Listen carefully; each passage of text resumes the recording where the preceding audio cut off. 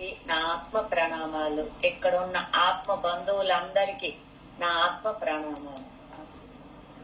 గురు బ్రహ్మ గురు విష్ణు గురుదేవో మహేశ్వర గురు సాక్షా పరబ్రహ్మ తస్మై శ్రీ గురవే నమః. ఇక్కడ మనం చెప్పుకునే టాపిక్ ఏంటంటే కుటుంబ కర్మ ఎలా విడుదల చెయ్యాలి. కుటుంబ కర్మ ఎలా విడుదల చేయాలి. కుటుంబ కర్మ అంటే అందరికీ తెలుసు. కుటుంబ కర్మ అంటే ఏంటంటే మనం ఒక కుటుంబాన్ని పెంచుకొని జన్మ తీసుకోవడానికి వస్తాం. దానితో మనం ఇక్కడ కంటిన్యూ అవ్వాలా లేదా వదిలించుకోవాలా అన్నది మన చేతిలో ఉంది. సో కుటుంబం అన్నది అందరికీ ఇష్టమైనదే, ఎవరు కాదనలేని పరిస్థితి. కానీ ఆ కుటుంబంలో కర్మ అనేది ఎంత తీవ్రంగా ఉంటుందంటే అది భరించలేనంత బాధగా అనిపిస్తుంది. దీని నుంచి ఎంత త్వరగా బయటికి రావాలా అని అంటే విముక్తి పొందుతాము అనిపిస్తుంది. మనం జన్మ తీసుకోవడానికి ఒక కుటుంబాన్ని ఎంచుకొని అంటే సెలెక్ట్ చేసుకొని వస్తాం. ఆ కుటుంబంలో తల్లి తండ్రి వలన కానీ లేదా అన్నదమ్ములు లేదా అక్క చెల్లెలు లేదా కుటుంబ సభ్యులు కానీ చిన్నతనంలో పడ్డ బాధ గాని ఇవన్నీ కుటుంబ కర్మలే అవుతాయి. అయితే మనం ఒక కుటుంబాన్ని ఎంచుకొని వస్తాము. అది కూడా ఎందుకంటే అంతకు ముందు జన్మలో చేసిన వాటికి గాని లేదా ఆధ్యాత్మికంగా ఎదగడానికి కానీ లేదా ఉన్న పాఠాల ద్వారా నేర్చుకోవడానికి కానీ ప్రతి జన్మకి మన పాఠాలు అవసరం. ఆ జన్మలో ఆ పాఠాలు అవసరం కోసం ఆ కుటుంబాన్ని ఎంచుకొని వస్తాం. ఆ తల్లి తండ్రి ద్వారా ఆ కుటుంబ సభ్యుల ద్వారా కొంత నేర్చుకోవాల్సి ఉంటుంది. ఇదంతా కూడా ఆత్మ ఒక్క పాఠం అయినా కూడా అందులో నేను అనేది మనం ఉంటుంది కాబట్టి మనం కూడా ఒక భాగమే. అయితే ఈ పాఠాలు జ్ఞానంతో మనం ఎదుర్కొని అందులోంచి బయటికి వచ్చే పరిస్థితి మనకుంది, మన చేతిలో ఉంది. అలాగే మన కుటుంబ సభ్యులు తల్లి తండ్రి కానీ వాళ్ళ ఎంపిక వాళ్ళది. సో వాళ్ళకి మనం చెప్పలేని పరిస్థితి కాబట్టి మనం దానిలోంచి బయటికి రావచ్చు. అంటే పదే అదే కుటుంబం కోసం జన్మ ఎత్తవలసిన అవసరం లేకుండా ఇక్కడ ఉన్న వాళ్ళలో ఎవరైనా జ్ఞానంతో అంటే మనం కానీ వాళ్ళు కానీ జ్ఞానవంతులైనప్పుడు ఆ కుటుంబ కర్మ నుండి బయటికి వచ్చేయచ్చు.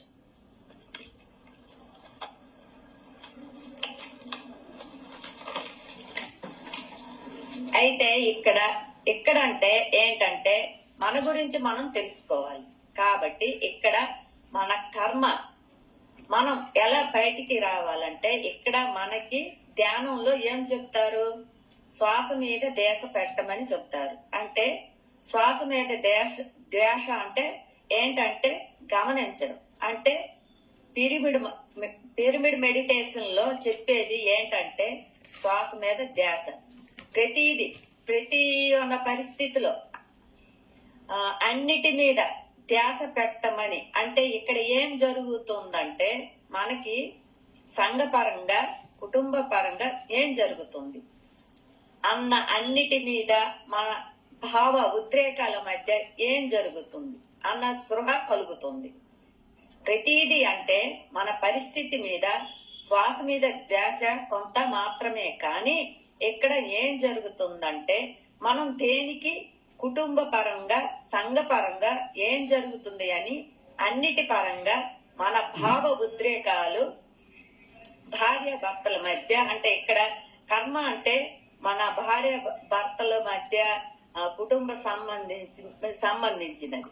అలాగే మన తల్లి తండ్రికి సంబంధించినవి, అవి వాళ్ళకి సంబంధించినవి. దాని ఫలితాలు దానికి సంబంధించిన చర్యలు అంటే పరిణామాలు వాళ్ళకి సంబంధించినవి. అంటే వాటికి సంబంధించిన చర్యలు పరిణామాలు వాళ్ళకి సంబంధించినవి. మన చర్యలకు సంబంధించినవి మనకు సంబంధించినవి మాత్రమే మనకి సంబంధించినవి. ఇప్పుడు మనం చేయాల్సింది ఏంటంటే, మనం ధ్యానంలో మన కర్మ అయితే ఏది ఉందో అది మనం ధ్యానించాలి. మనం మెడిటేషన్ చేసేటప్పుడు ఏ పరిస్థితులు ఎదుర్కొంటున్నాం, మనం ఎలా రియాక్ట్ అవుతున్నాం, ఏ విధంగా బాధపడుతున్నాం, వీటన్నిటి గురించి మన మధ్య ఒక అవగాహన రావాలి. ఇక్కడ ధ్యానంలో ఆలోచనలు వస్తున్నాయని ధ్యానం చేస్తాం, కానీ ఆ ఆలోచనలు మనకు అవసరమైన ఆలోచనలు అంటే రామ్తా గారు చెప్తారు అంటే ఆలోచనలే మనం దైవం. ఆ ఆలోచనలే లేకపోతే మనం మనిషి కాదు. అంటే ఆలోచనలే మన దైవం. ఆ ఆలోచనలు లేకపోతే మనం మనిషి కాదు, మనం మిషన్ తో సమానం అని అంటారు రామ్తా గారు. మన ఆలోచనలు అంటే మన ఎదుగుదల, అంటే మన ఆత్మ పరిణామ క్రమంలో ఒక పాఠం నేర్చుకోవడానికి వచ్చింది. అలా మన ఒక కుటుంబాన్ని ఎంచుకొని వచ్చి ఈ కుటుంబానికి సంబంధించిన అన్ని పనులు పూర్తి చేసుకొని తదుపరి జన్మ కోసం మనం తయారవడం కోసం, అంటే ఒక ఆత్మ ద్వారా మనకు ఒక ఆత్మ జ్ఞానాన్ని నేర్చుకొని తదుపరి జన్మ తీసుకుంటాం. ఇక్కడ ఏంటంటే మనం ఈ కుటుంబాన్ని మనం ఎన్నిక చేసుకుంది కదా, మనం సెలెక్ట్ చేసుకుందే కదా. సో ఇక్కడ ఏమైపోయింది అంటే, మన తల్లిదండ్రులకి వాళ్ళు ఎలాంటి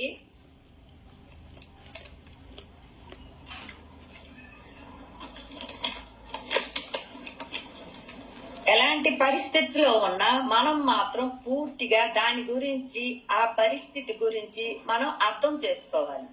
తల్లిదండ్రులు కుటుంబం అలా ప్రవర్తించారంటే వాళ్ళ పరిస్థితి, వాళ్ళ జ్ఞానము వాళ్ళకి ఈ విధంగా ప్రవర్తించేటట్టు చేస్తుంది.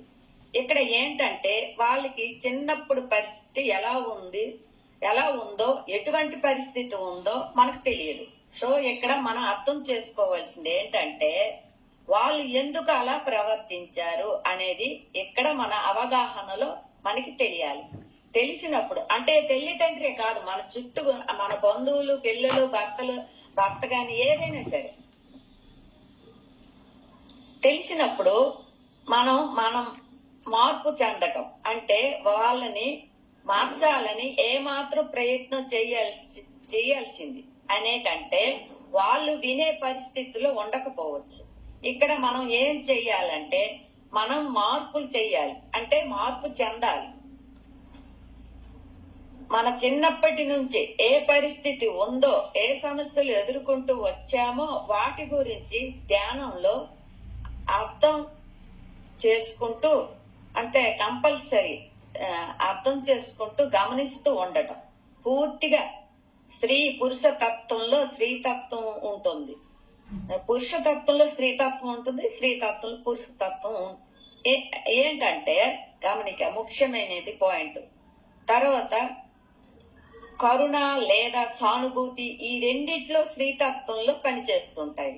ధ్యానంలో ఎప్పుడైతే ఉంటాయో మనం పరిస్థితిని అర్థం చేసుకున్నప్పుడు మనలో ఆ సానుభూతి, కరుణ అనేది పెరుగుతూ ఉంటుంది.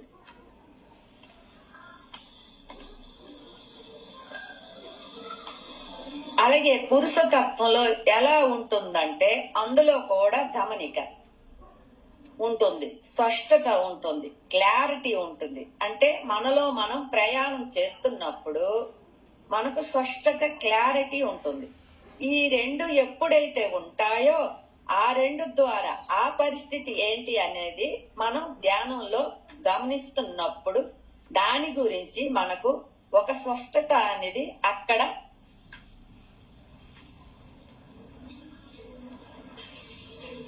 అనేది అక్కడ ఏంటంటే దానికి సంబంధించిన మూల కారణం మనం కనుక్కుంటాం. అంటే ఇక్కడ పరిస్థితి ఎలా ఉన్నాయి, ఈ జన్మలో నేనే కారణం, ఆ కారణంలో ఈ జన్మకు నేనే కారణం, ఆ కారణంలో నేను అనుభవాలను కోవాలని వచ్చాను కాబట్టి నేనే అర్థం చేసుకోవాలి. కాబట్టి వాళ్ళని దూషించడం, బాధించడం జరుగుతుంది.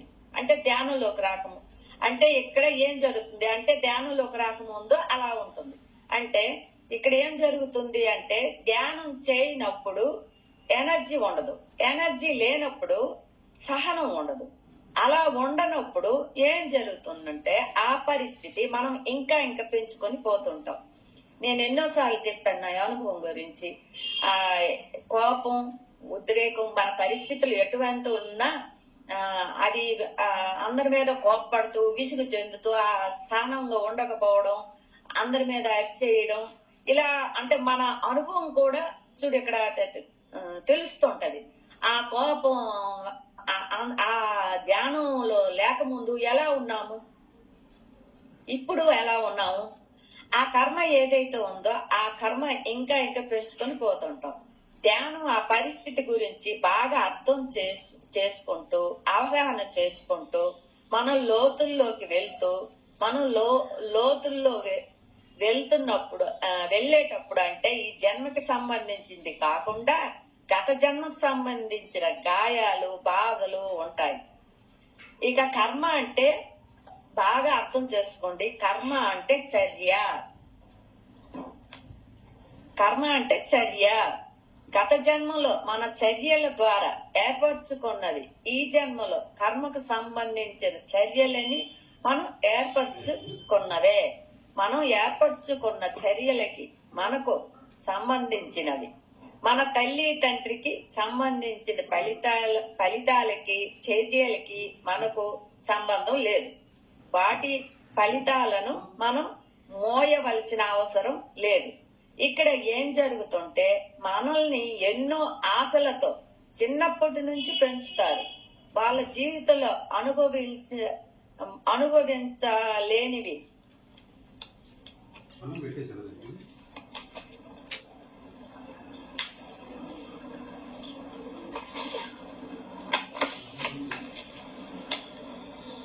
అనుభవించలేనివి ఆశలు, కోరికలు పిల్లలపై రుద్దపడతాయి.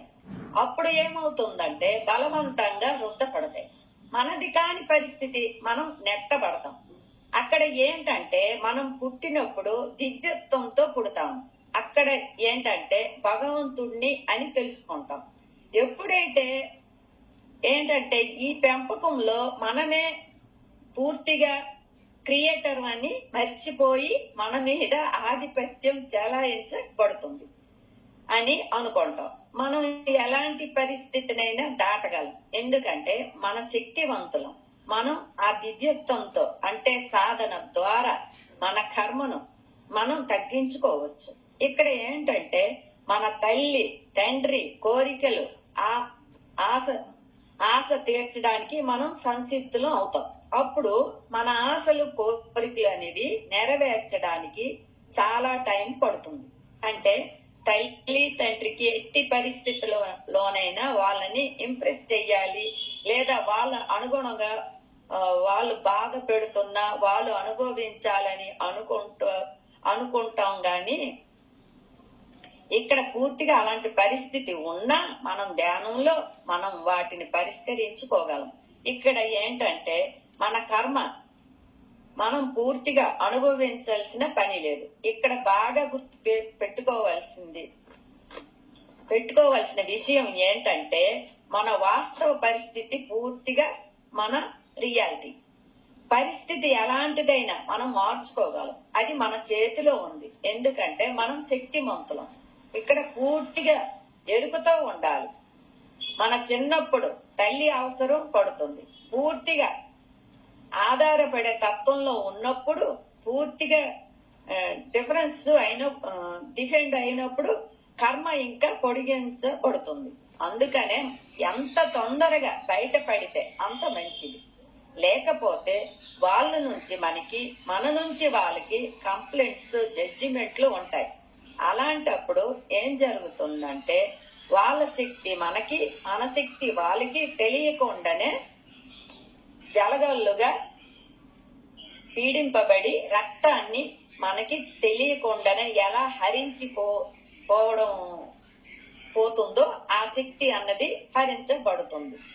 ఆ పరిస్థితి ఏదైతే ఉందో ధ్యానంలో గమనించుకుంటూ దాన్ని ఫోకస్ చేసుకుంటూ ఉంటే ఆ కర్మకు సంబంధించిన కారణాలు ఏంటి, తల్లి తండ్రి అలా ప్రవర్తించడానికి కారణాలు ఏంటి అని అప్పుడెప్పుడైనా వాళ్ళ మీద సానుభూతి కలుగుతుందో అప్పుడు వాళ్ళ మీద మనకి ప్రేమ కలుగుతుందో, ప్రేమ కలిగినప్పుడు మనకి ఆటోమేటిక్ గా మనలో క్షమాగుణం వచ్చేస్తుంది.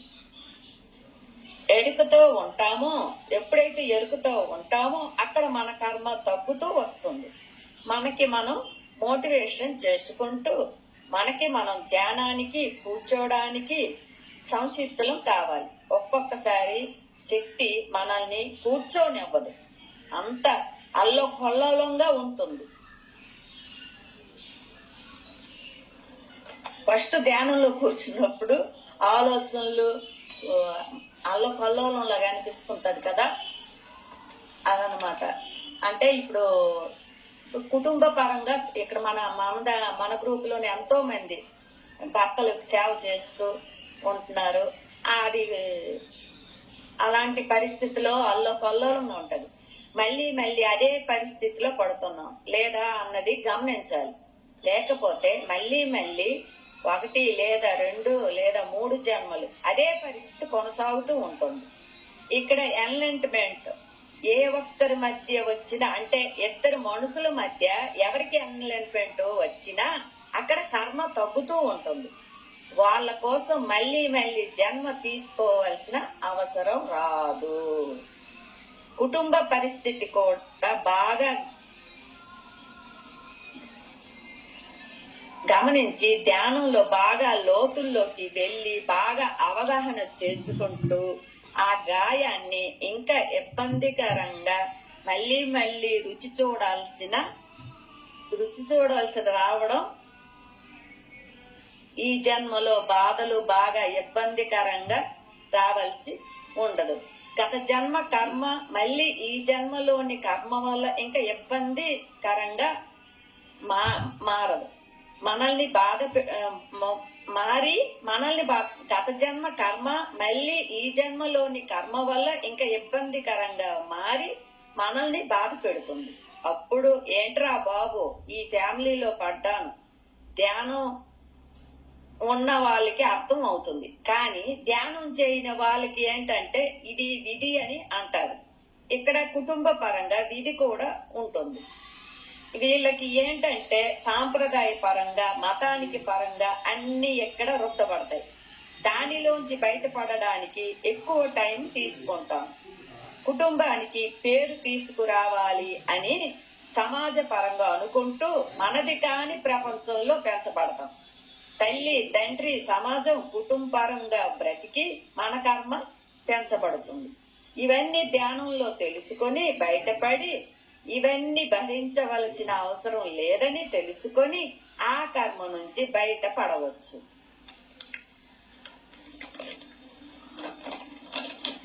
అలాగని ఆ కుటుంబాన్ని వదిలేయమని కాదు, వదిలి వెళ్ళవలసిన అవసరం లేదు.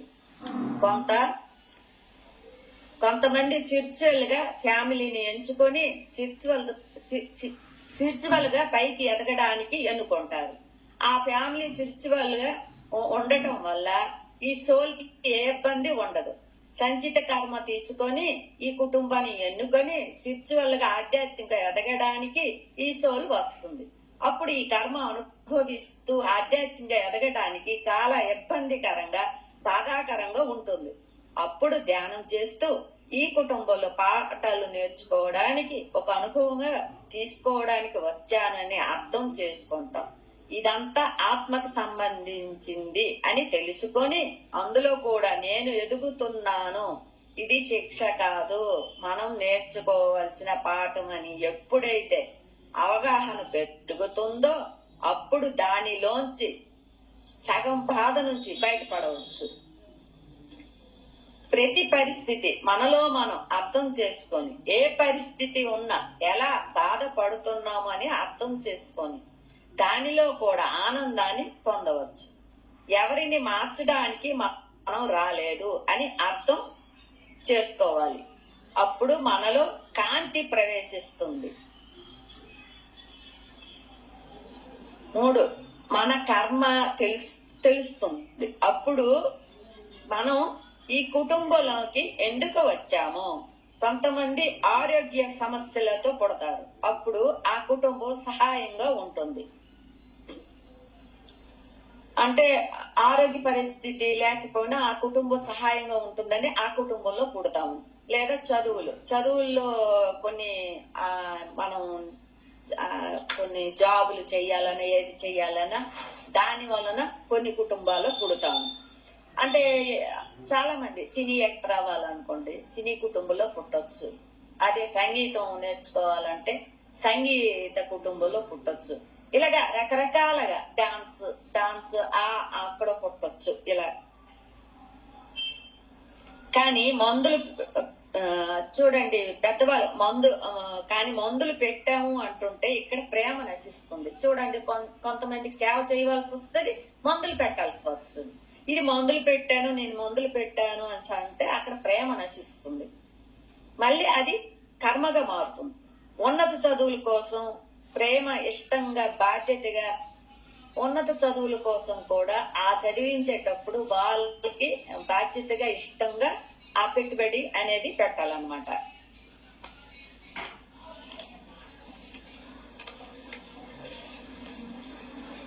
పెంపకం, పిల్లలు కావాలనుకున్నప్పుడు పిల్లలు అయితే క్షమాగుణం అన్ని అలవర్చుకోవాలి. ఆ కర్మ అలా ఉన్నప్పుడు ఆ కర్మ తొలుగుతుంది. మనం చేసామనుకున్నా మనకి ఇచ్చిన ఈ కర్తవ్య కర్మగా చేసుకుంటూ వెళ్తే అది కర్మగా మారదు. మన కుటుంబం ధ్యానం ఉండదు కాబట్టి మేం పెట్టాము, వాళ్ళ పెరిగిన వాతావరణం అలా మన అర్థం చేసుకొని ఉంటే మన కర్మ తొలుగుతుంది. మేం పెట్టాం అనకూడదు, వాళ్ళ పెరిగిన వాతావరణం అలా మన అర్థం చేసుకొని, అంటే మనం స్పిరిచువల్ గా మారాము, ధ్యానం చేసి మారాము, మిగతా వాళ్ళు మారరు కదా, అలాగే అర్థం చేసుకోవాలి.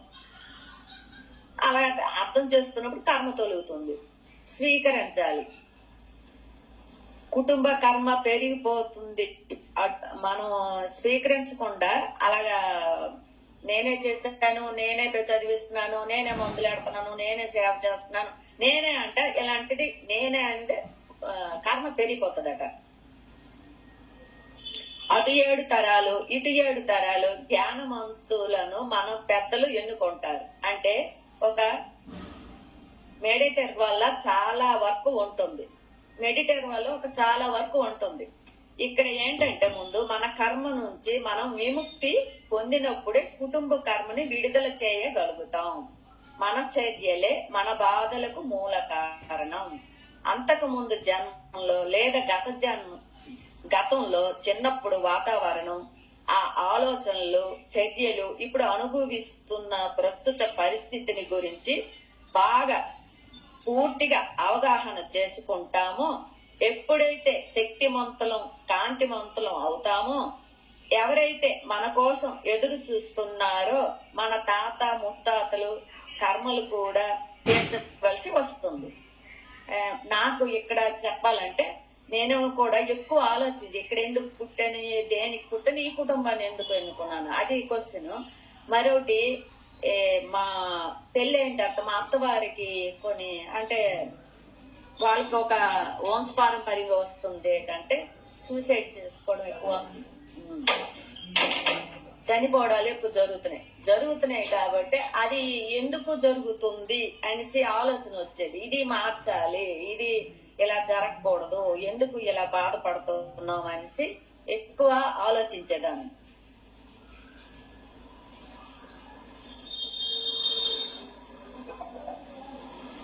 ప్రస్తుత మన బాధలకు మూల కారణం అంతకు ముందు జన్మలో లేదా గతంలో చిన్నప్పుడు వాతావరణం, ఆ ఆలోచనల చర్యలు ఇప్పుడు అనుభవిస్తున్నాం. ప్రస్తుత పరిస్థితి గురించి బాగా పూర్తిగా అవగాహన చేసుకుంటాం.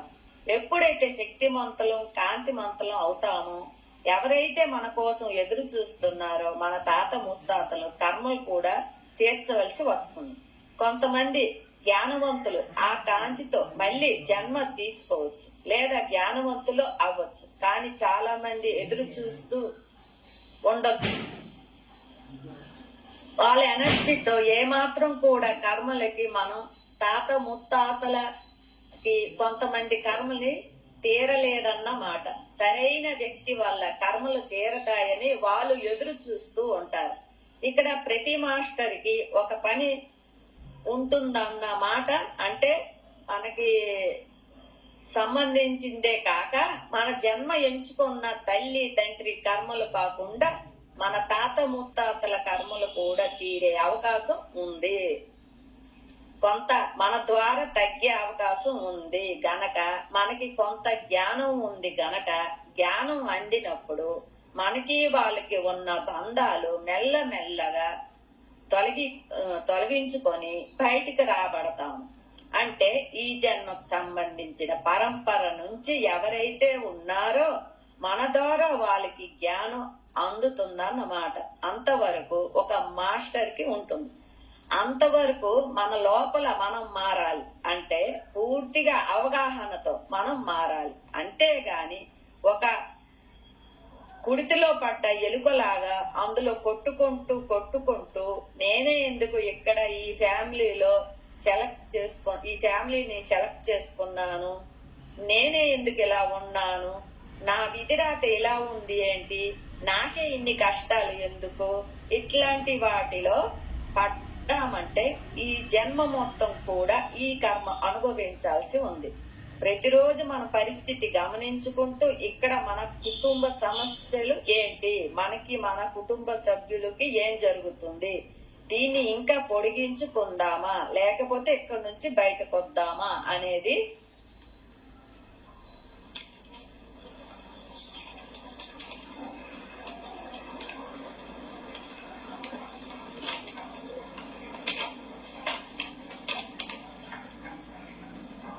తెలుసుకోవలసిన పరిస్థితి వచ్చింది. ధ్యానంలోకి వచ్చిన 5 ఏళ్లకి 10 ఏళ్లకి వాళ్ళ మీద కంప్లైంట్ చేస్తూ జడ్జిమెంట్ చేస్తూ ఉంటే, ఎమడలేక ఉంటే ఇంకా కుటుంబ సమస్యలతో పోతున్నాము అన్నమాట. కూరుకుపోయి ఉన్నాము అన్నమాట. వాళ్ళ ఆధిపత్యంలో ఉన్నాము. ఎమడలేక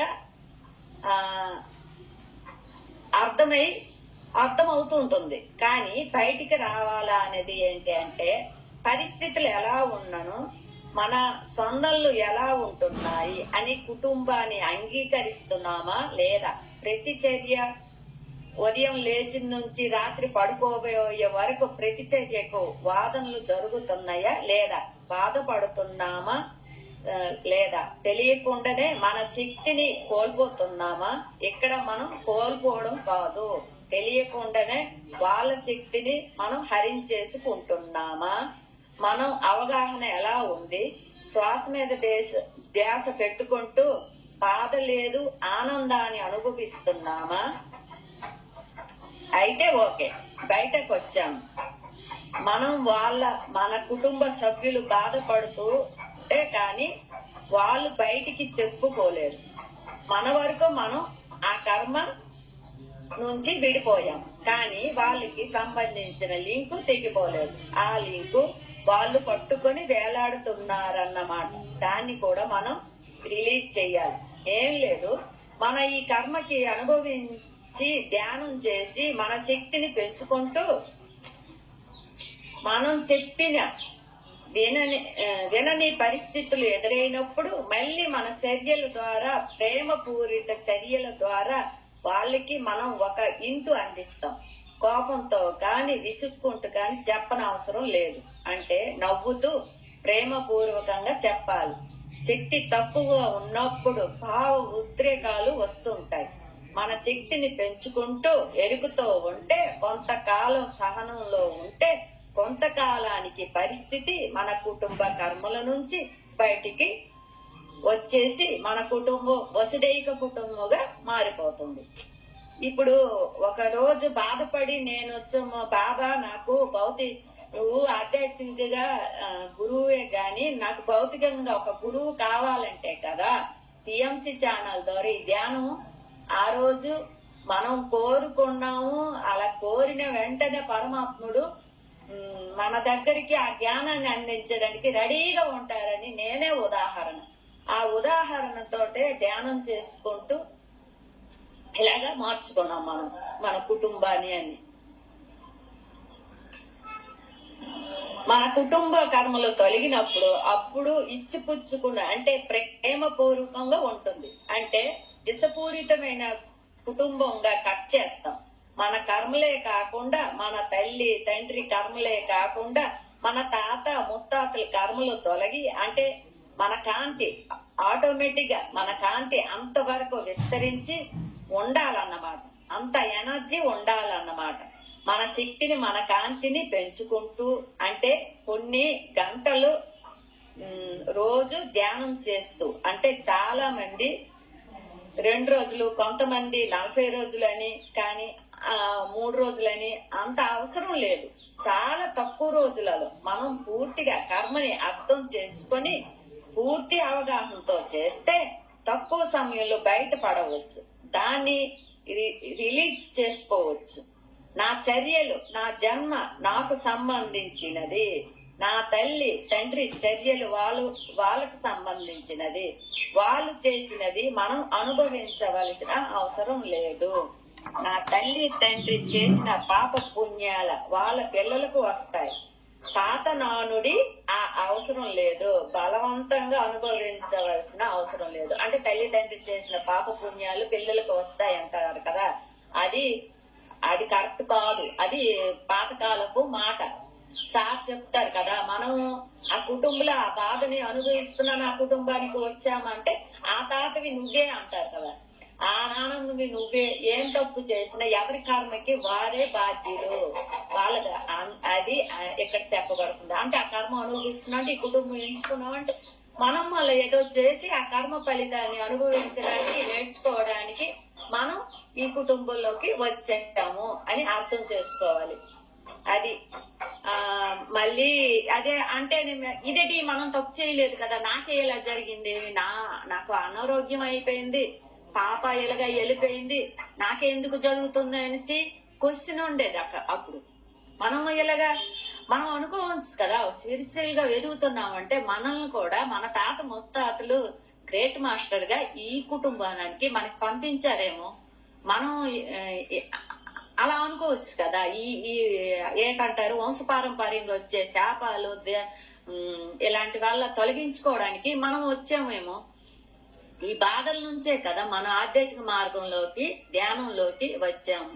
ఇప్పుడు అన్ని తెలుసుకుంటున్నాము, ఎంతో మార్పు చెందాము. ఇలా అవగాహనతో మనం మన శక్తిని కోల్పోకుండా శక్తిని పెంచుకుంటూ ధ్యానం పెంచుకుంటూ పోతూ ఉంటే అన్ని సరైపోతాయి.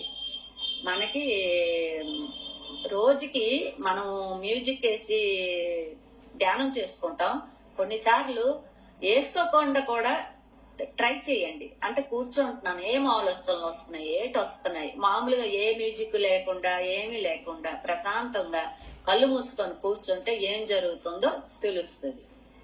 Thank you madam. జై బాబా.